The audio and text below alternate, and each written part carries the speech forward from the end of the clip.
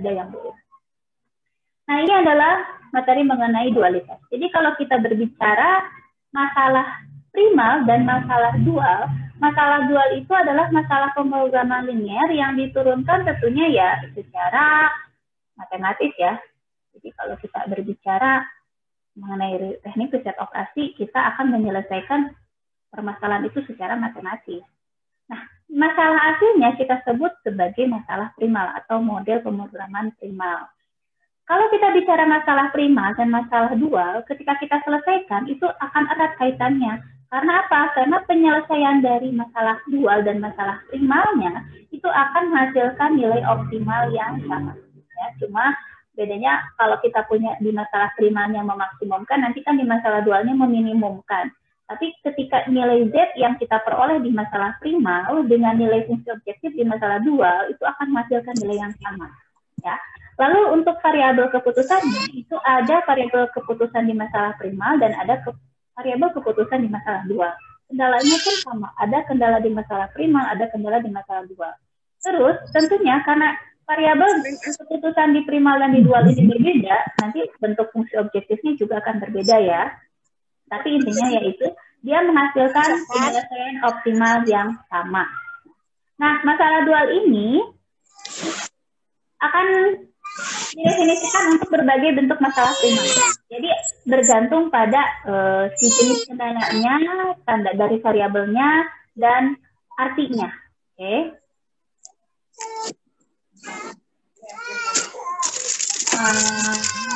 Kayaknya enaknya Enggak, Bu.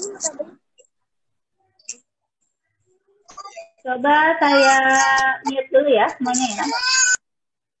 Oke. Ya, kita lanjutkan. Nah, sekarang kita berbicara tadi, ada masalah primal, ada masalah dual. Ingat ya, ada masalah primal, ada masalah dual. Primal adalah masalah awal yang kita ingin selesaikan. Masalah dual itu adalah pemrograman linear baru yang merupakan dualitas dari masalah awal yang tujuannya untuk menyederhanakan penyelesaian dari masalah awal kita. Oke. Nah, sekarang coba kita perhatikan. Ini ada istilah pemrograman linear bentuk kanonik. Jadi suatu masalah dalam pemrograman linear ini kita akan sebut kanonik atau tidak kanonik. Contohnya, kalau suatu masalahnya itu minimisasi. Masalahnya adalah meminimumkan. Dia kita katakan bentuk kanonik jika apa? Jika setiap kendala fungsionalnya haruslah dari tipe atau berbentuk lebih dari sama dengan. Ya, dan tentunya semua variabel keputusannya haruslah negatif. Jadi pasangan kanoniknya untuk minimisasi itu adalah kendala berbentuk lebih dari sama dengan. Sedangkan bentuk kanonik untuk masalah maksimisasi, dia harus berpasangan dengan variabel keputusan tak negatif dan bentuk kendalanya haruslah kurang dari sama dengan. Ya, jadi kalau min pasangannya dengan kendala yang berbentuk lebih dari sama dengan, kalau max dengan kendala yang berbentuk kurang dari sama dengan. Tentunya dengan setiap variabel keputusan itu tak negatif ya, itu dikatakan kanonik. Oke. Nah sekarang kita lihat nih, di sini kalau kita punya di masalah primalnya fungsi objektifnya meminimumkan, nanti di masalah dualnya fungsi objektifnya adalah memaksimumkan. Tadinya kita punya di masalah primalnya fungsi objektifnya kita sebut dengan Z ya, dan koefisien dari Z itu adalah C dengan variabel keputusan X. Lalu koefisien kendalanya akan membentuk matriks A dan nilai sisi kanannya adalah B. Di sini variabel keputusannya adalah X. Coba perhatikan. Ketika kita ubah ke masalah dual, nanti variabel keputusannya jadi Y. Ya. Lalu koefisien dari kendalanya itu menjadi A transpos atau transpos dari matriks koefisien kendala di masalah primal. Dan nilai sisi kanannya itu merupakan koefisien fungsi objektif di masalah primal. Sedangkan nilai sisi kanan dari kendala di masalah primal itu akan menjadi koefisien fungsi objektif di masalah dual. Nah, dari sini kalian bisa amati bahwa banyaknya variabel dan banyaknya kendala pada masalah primal itu akan mempengaruhi banyaknya kendala dan banyaknya variabel di masalah dual.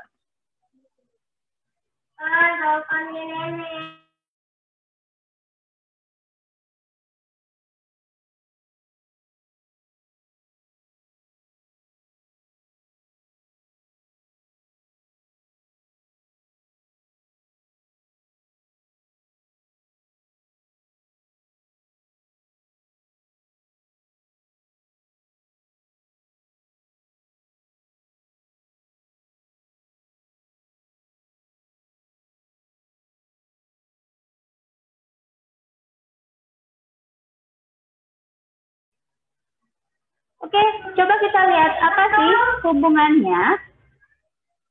Perhatikan contoh ini. Di sini kita punya masalah primalnya meminimumkan fungsi Z sama dengan 2x1 dikurang 3x2 ditambah x3. Berarti kamu bisa katakan, oh di sini C-nya itu adalah 2, negatif 3, dan 1 ya.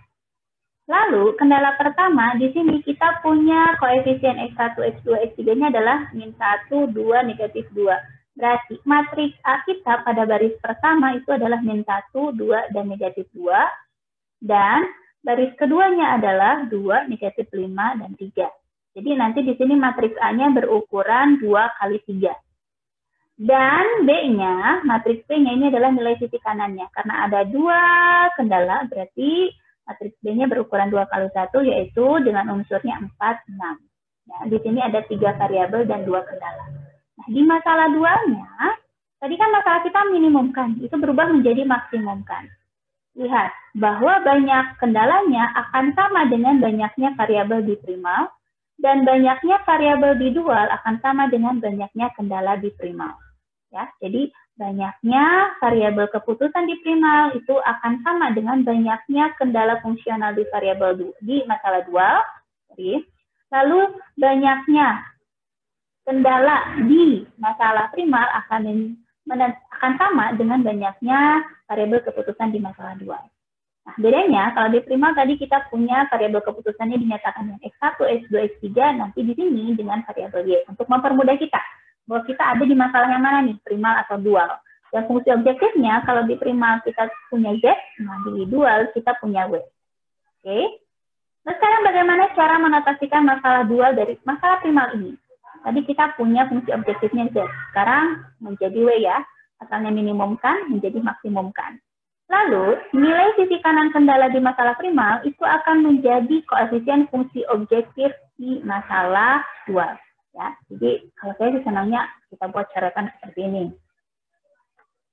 Wah, mana ya pensilnya ya? Ini. Nah, kayak gini nih. Jadi, saya punya 2 kendala di masalah primal. Ini akan saya padankan dengan Y1, dan ini akan saya padankan dengan Y2. Gitu ya. Lalu, nanti koefisien X1 itu akan kita padankan ya dengan kendala ke-1. Ya, ini dengan kendala ke-1. Koefisien X2 ini akan kita padankan dengan kendala kedua.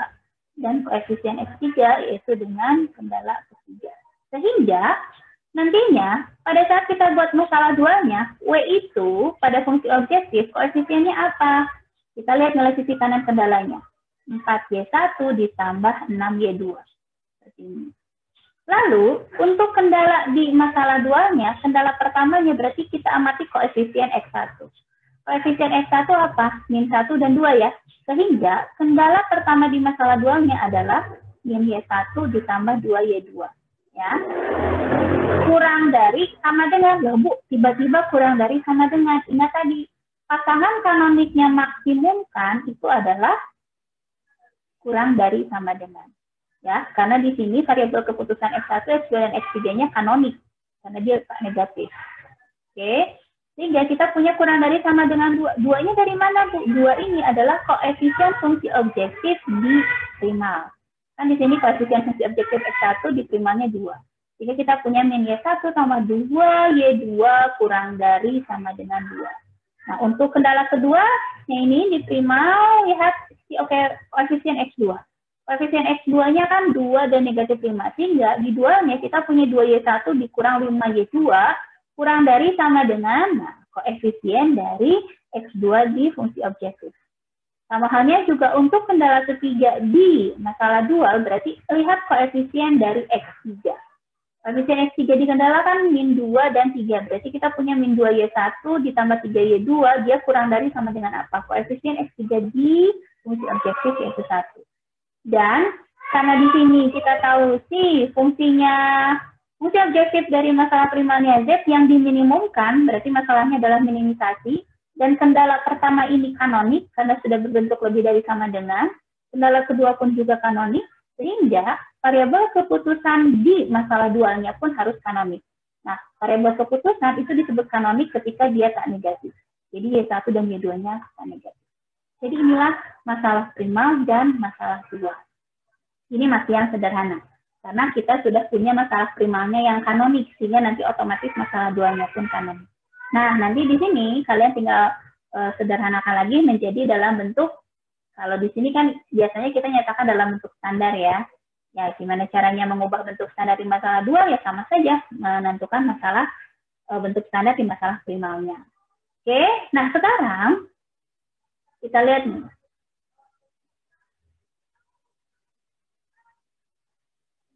Gimana kalau seandainya di masalah primalnya itu kadang-kala belum kanonik, sehingga pastinya masalah dualnya pun akan berpadanan dengan masalah primal yang awal. Nah, maksudnya apa, Bu? Jadi, sekarang kita berbicara pemrograman linier di masalah primal yang ternyata tidak kanonik. Nah, caranya untuk mengubah ke masalah dualnya. Ketika fungsi objektifnya masalahnya adalah memaksimumkan, nah nanti masalah dualnya adalah meminimumkan. Ketika di masalah primalnya meminimumkan, berarti nanti di masalah dualnya adalah memaksimumkan. Jadi ini selalu berkebalikan. Ya. Kalau primalnya maksimumkan, nanti dualnya minimumkan. Kalau primalnya minimumkan, dualnya adalah maksimumkan. Nah, ketika kita punya variabel keputusan, biasanya kalau variabel keputusannya lebih dari sama dengan 0, berarti kan kita sebut sebagai dia kanonik ya. Kalau kanonik berarti nanti si kendala di masalah dualnya juga harus kanonik. Tapi kadangkala pada pemrograman linear itu disajikan variabel keputusannya itu misalkan tak terbatas atau ya bebas ya. Nah, kalau tak terbatas gimana? Kalau variabel keputusannya terbatas ya. Kalau tak terbatas kan berarti bebas ya. Kalau variabel keputusannya terbatas, misalkan terbatasnya itu bukan dengan 0. Nah, nanti si kendala pada masalah dualnya itu akan berbentuk persamaan. Tapi kalau variabelnya bebas, nanti si kendala pada masalah dualnya itu menjadi persamaan. Karena tadi saya ingatkan kembali, pokok banyaknya variabel itu akan menentukan banyaknya kendala di dual. Nah, kebalikannya, banyaknya kendala di primal kan menyatakan banyaknya variabel di dual ya. Sehingga bentuk kendala dari masalah primal itu akan menentukan seperti apa sih variabel keputusan di masalah dual. Ya. Nah, contohnya seperti ini. Kalau seandainya kendalanya itu berbentuk pertidaksamaan yang konsisten dengan kanonik ya. Berarti kalau masalahnya maksimisasi, berarti kalau kamu punya yang konsisten dengan bentuk kanonik, berarti si bentuk pertidaksamaannya itu adalah kurang dari sama dengan ya. Nah, nanti variabel keputusan di dualnya itu menjadi negatif. Tapi kalau ternyata berlawanan dengan bentuk kanonik, maksudnya berlawanan gimana Bu? Masalahnya nih maksimisasi, tapi si kendalanya berbentuk lebih dari sama dengan, berarti kan nggak kanonik tuh. Nah, maka nanti si variabel keputusannya itu kurang dari sama dengan 0. Ya. Sedangkan kalau si kendalanya berbentuk persamaan di masalah primal itu, nanti hubungannya variabel keputusan yang berpadanan dengan kendala tersebut itu dia bebas, atau disebut sebagai variabel bebas. Ada yang mau ditanyakan dulu? Belum. Lanjut dulu ya. Oke. Nah, sekarang kita lihat nih di sini contohnya. Di sini saya punya suatu pemrograman linear yang disajikan dalam bentuk seperti ini. Kalau kita lihat ini sudah jelas tidak kanonik ya. Kenapa tidak kanonik? Kan ini problemnya maksimalkan. Tapi ada kendala yang berbentuk sama dengan dan lebih dari sama dengan. Ini kan sudah jelas nggak kanonik nih. Terus di variabel keputusannya juga udah jelas ada yang nggak kanonik nih karena ada yang bebas. Nah, gimana cara mengubah ke masalah dualnya? Pertama, kita lihat nih. Amati dulu ya, kita analisa dulu. Oke, berdasarkan masalah primal ini, saya tahu bahwa informasinya dia masalahnya maksimisasi. Berarti nanti di dualnya adalah minimisasi. Saya tahu variabel X1-nya bebas. Oh, berarti nanti si kendala pertama di dualnya haruslah persamaan. Lalu variabel X2-nya tak negatif, ya. Kalau variabel keputusannya ini tak negatif, oh berarti si X2 ya, berarti nanti berhubungan dengan kendala kedua di dual nih. Oh berarti nanti kendala di dualnya tidak kanonik, karena dia tak negatif. Terus kendala pertamanya dia berbentuk persamaan. Oh berarti nanti variabel keputusan pertama di dualnya itu haruslah bebas. Lalu kendala keduanya di sini dia berlawanan dengan bentuk kanonik. Karena di sini kan lebih dari sama dengan, sedangkan problemnya maksimumkan, berarti dia berlawanan dengan bentuk kanonik kan? Berarti nanti kamu dapatkan informasi bahwa variabel kedua di dualnya itu juga harus tak kanonik. Ya, kalau tak kanonik gimana? Karena berlawanan, ya kita buat kurang dari sama dengan 0 ya. Lalu nanti di sini si kendala ketiganya konsisten dengan bentuk kanonik. Karena kurang dari sama dengan maksimumkan itu kanonik ya. Berarti nanti kamu punya variabel ketiga di masalah dualnya itu haruslah tak negatif. Oke, sehingga ini kita dapatkan nih untuk menentukan masalah dualnya ya. Nah, di sini saya sajikan dua cara. Ya, cara pertama yaitu dengan cara mengubah dulu setiap kendala yang berbentuk pertidaksamaan menjadi kanonik. Ya, maksudnya menjadi kanonik gimana? Kan kita punya problemnya maksimumkan. Tadi kan yang berbentuk pertidaksamaan ada di kendala kedua dan kendala ketiga. Di kendala keduanya itu masih belum kanonik karena bentuknya ini. Lebih dari sama dengan. Saya bisa buat loh ini menjadi kurang dari sama dengan cara gimana? Cara mengubah pertidaksamaan, tanda pertidaksamaan supaya berubah menjadi kebalikannya ya berarti kita kalikan negatif ya. Bilangan negatif di kedua ruas. Sehingga kamu bisa peroleh bentuk seperti ini kendala keduanya. Jadi di sini kendala kedua dan kendala ketiganya sudah kanonik dengan masalah yang ada. Ya, tapi bisa juga dengan cara ya nggak perlu diubah, tinggal pakai problem yang tadi yang sudah kita analisis.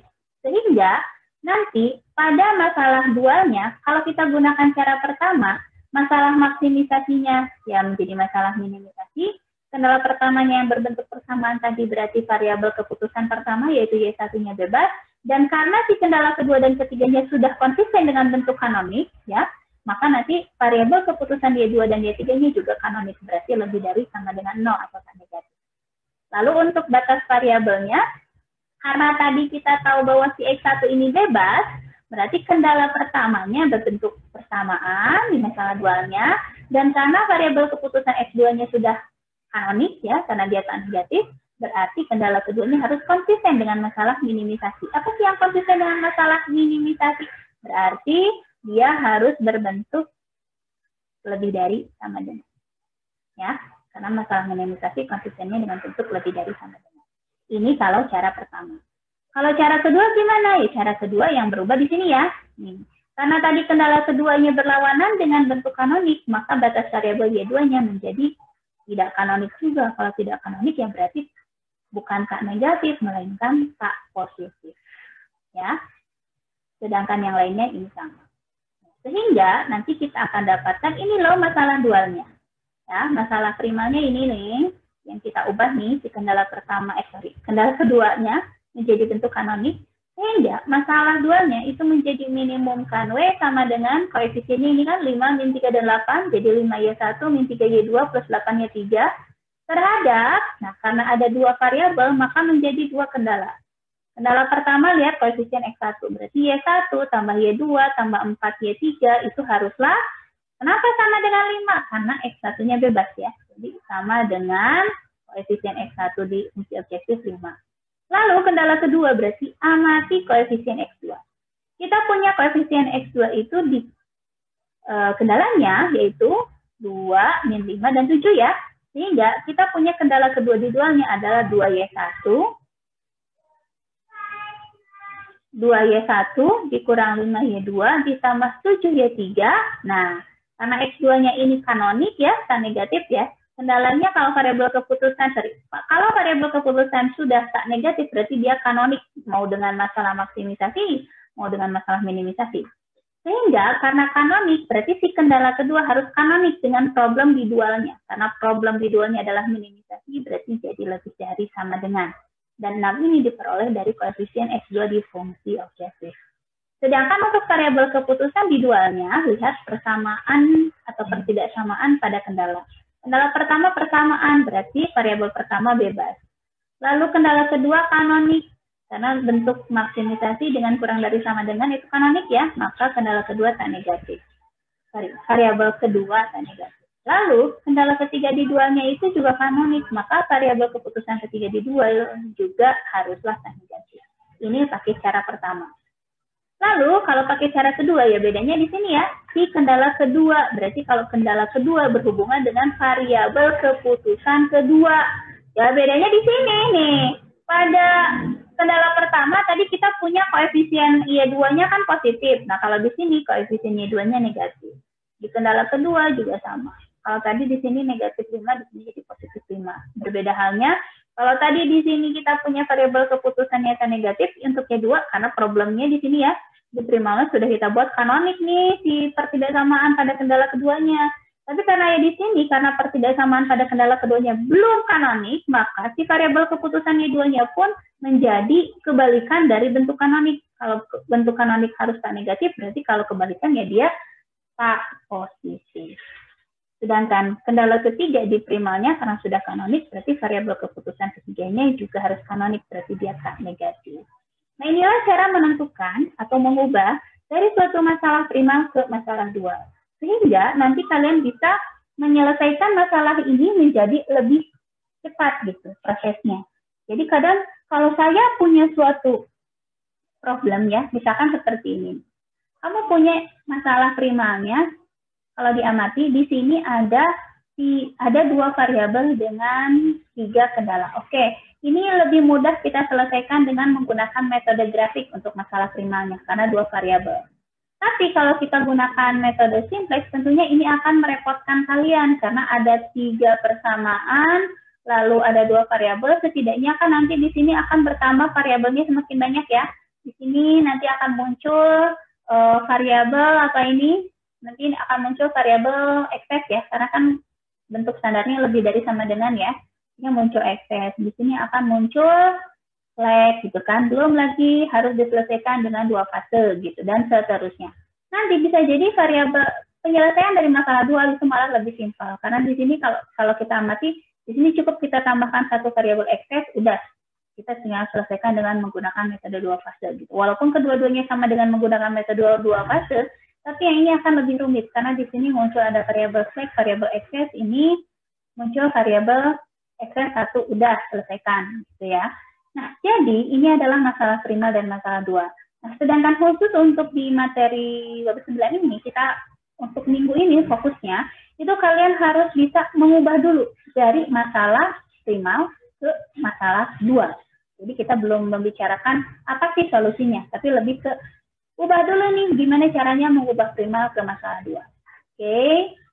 Nah, saya rasa materi kita sudah selesai untuk membahas mengenai masalah primal dan masalah dual atau dualitas dari suatu pemrograman linear. Selanjutnya, silakan kalau ada yang ingin ditanyakan, boleh langsung bertanya. Saya buka sesi tanya jawab ya. Silakan diaktifkan mic-nya untuk yang ingin bertanya.